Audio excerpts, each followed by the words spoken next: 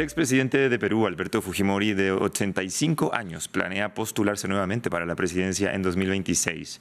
El exmandatario salió de prisión a fines del año pasado tras un controvertido indulto humanitario.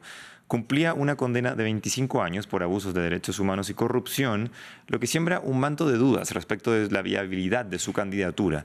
Y para analizar justamente esta cuestión, estamos con Aníbal Quiroga, abogado constitucionalista y decano de Derecho y Humanidades de la Universidad César Vallejo en Perú.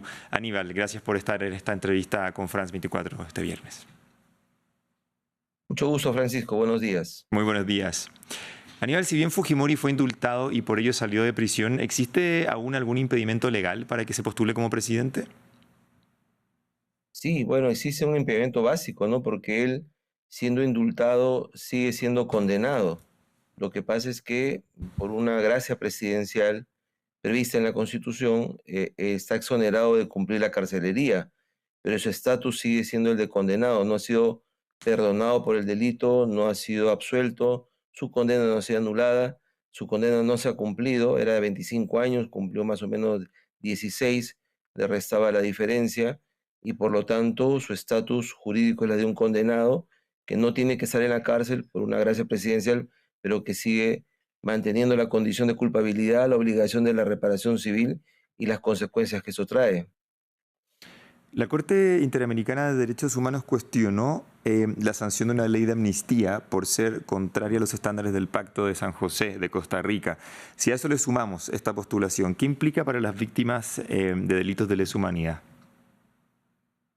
Bueno, ahí hay una discusión en Perú porque el delito de lesa humanidad ingresa al sistema el año 2001 y los hechos imputados a Fujimori fueron anteriores. Entonces hay una controversia acerca de si esa figura legal puede ser aplicada retroactivamente. Pero en el caso de Fujimori, más allá de la lesa humanidad o no, ha sido condenado por delitos muy graves a una pena de 25 años que no ha terminado de cumplir, tiene que pagar la reparación civil que no lo ha hecho y tampoco ha reconocido su responsabilidad ni ha pedido disculpas a las víctimas, ¿no? Entonces, consideramos que él no tiene condiciones legales, constitucionales y morales para intentar ser presidente de la República. Él ya lo fue hace más de 30 años, fue después vacado por el Congreso. En la historia del Perú hay solo 4 presidentes vacados por el Congreso en 200 años, él es uno de ellos, ha sido condenado por una Corte de Justicia y finalmente está inhabilitado porque su rehabilitación solo se daría como consecuencia del cumplimiento de la pena que no se ha dado. Entonces, tiene todas las condiciones para no estar apto para ser designado en ningún cargo público o elegido en ningún cargo público. Y con todas estas condiciones que tú enumeras, ¿cómo se podría explicar que alguien quiera postularse a la presidencia del país de nuevo con todo lo que tiene encima? Sí, porque además tiene más de 80 años, tiene Exacto. enfermedades que trae, digamos, como su característica, además de los males que trae la edad, y justamente imploró un indulto humanitario porque decía que no quería fallecer en la cárcel, y sus abogados decían lo mismo, y ahora resulta que quiere correr una campaña presidencial. No hay explicación, digamos, racional para eso, ¿no? Salvo la explicación cruda y madura de la política de la utilización de su imagen para ganar votos hacia su movimiento político, ¿no? Es una Exactamente. cosa bastante cruda y bastante hasta cierto punto inhumana utilizar la figura de una persona anciana y enferma para intentar ganar votos en una carrera presidencial. En el supuesto que entendemos es complicado de que Fujimori realmente pueda y efectivamente candidatearse como postulante a la presidencia, ¿cuál podría ser, crees tú, la reacción ciudadana, la reacción del voto de los peruanos? Bueno, hay un fuerte voto antifujimorista en general que ha sido, digamos, patentizado en la elección o en la postulación de la hija, que ha recibido 3 negaciones en la elección presidencial por este fuerte voto antivoto fujimorista. Pero además también, digamos, hay un rechazo de parte de la ciudadanía a esta candidatura. Yo creo, y así lo he escrito, que esta supuesta candidatura pone un reto moral a a la sociedad peruana, a la clase política y al propio sistema constitucional, ¿no? Si un expresidente vacado, condenado, ya anciano, indultado, va a ser la principal opción política del país, francamente habla muy mal del sistema político peruano y de la sociedad peruana, ¿no?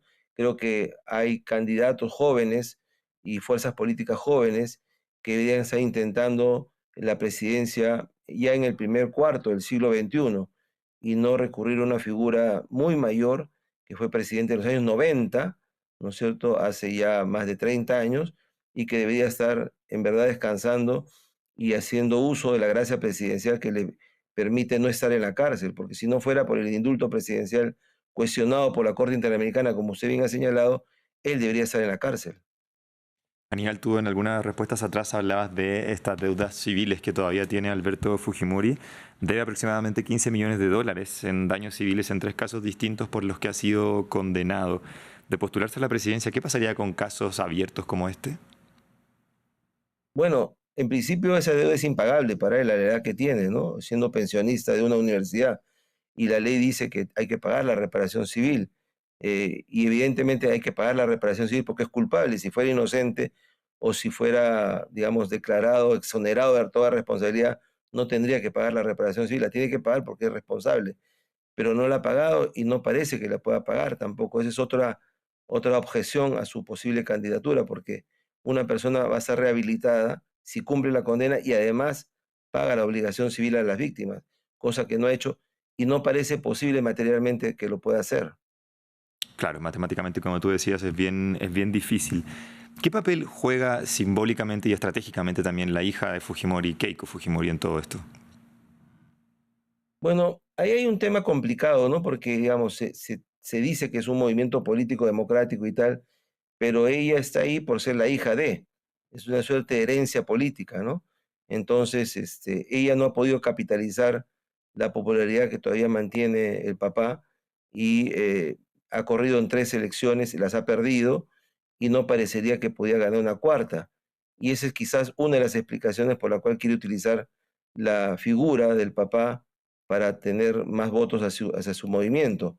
Pero me parece hasta cierto punto un error, un grave error, utilizar a la figura anciana y enferma del padre para una opción política que directamente no puede lograr.